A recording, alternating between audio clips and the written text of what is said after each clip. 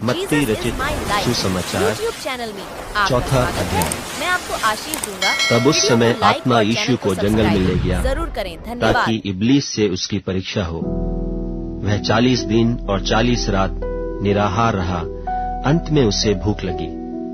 तब परखने वाले ने पास आकर उससे कहा, यदि तू परमेश्वर का पुत्र है तो कह दे कि ये पत्थर रोटियां बन जाएं। उसने उत्तर दिया कि लिखा है कि मनुष्य केवल रोटी ही से नहीं परंतु हर एक वचन से जो परमेश्वर के मुख से निकलता है जीवित रहेगा।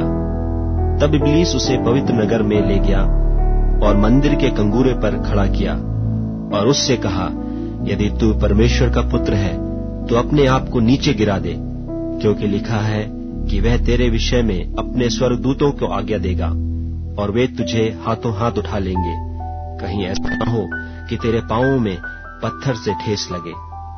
यीशु ने उससे कहा, यह भी लिखा है कि तू प्रभु अपने परमेश्वर की परीक्षा न कर। फिर शैतान उसे एक बहुत ऊंचे पहाड़ पर ले गया और सारे जगत के राज्य और उसका विभव दिखाकर उससे कहा कि यदि तू गिरकर मुझे प्रणाम करे तो मैं यह सब कुछ तुझे दे दूंगा।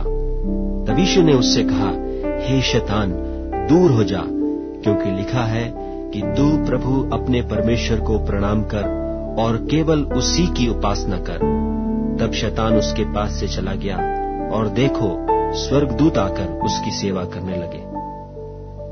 जब उसने यह सुना कि यूहन्ना पकड़वा दिया गया तो वह गलील को चला गया और नासरत को छोड़कर कफरनहूम में, जो झील के किनारे जबूलून और नप्ताली के देश में है, जाकर रहने लगा, ताकि जो यशायाह भविष्यद्वक्ता के द्वारा कहा गया था वह पूरा हो कि जबूलून और नप्ताली के देश, झील के मार्ग से यरदन के पार अन्य जातियों का गलील, जो लोग अंधकार में बैठे थे उन्होंने बड़ी ज्योति देखी, और जो मृत्यु के देश और छाया में बैठे थे उन पर ज्योति चमकी। उस समय से यीशु प्रचार करना और यह कहना आरंभ किया कि मन फिराओ, क्योंकि स्वर्ग का राज्य निकट आया है। उसने गलील की झील के किनारे फिरते हुए 2 भाइयों अर्थात शमौन को, जो पतरस कहलाता है, और उसके भाई अंद्रियास को झील में जाल डालते देखा, क्योंकि वे मछुए थे, और उनसे कहा, मेरे पीछे चले आओ तो मैं तुमको मनुष्यों के पकड़ने वाले बनाऊंगा। वे तुरंत जालों को छोड़कर उसके पीछे हो लिए, और वहां से आगे बढ़कर उसने और 2 भाइयों अर्थात जब्दी के पुत्र याकूब और उसके भाई यूहन्ना को अपने पिता जब्दी के साथ नाव पर अपने जालों को सुधारते देखा और उन्हें भी बुलाया। वे तुरंत नाव और अपने पिता को छोड़कर उसके पीछे हो लिए।